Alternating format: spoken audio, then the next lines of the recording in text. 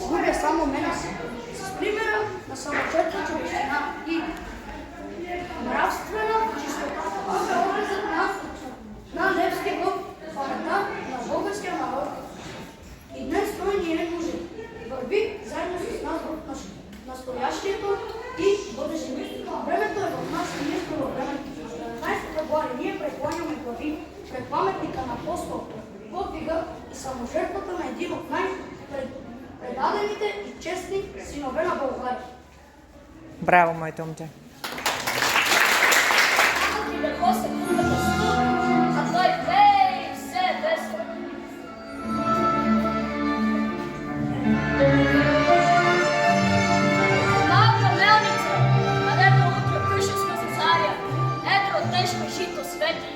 Шепите на мълчари.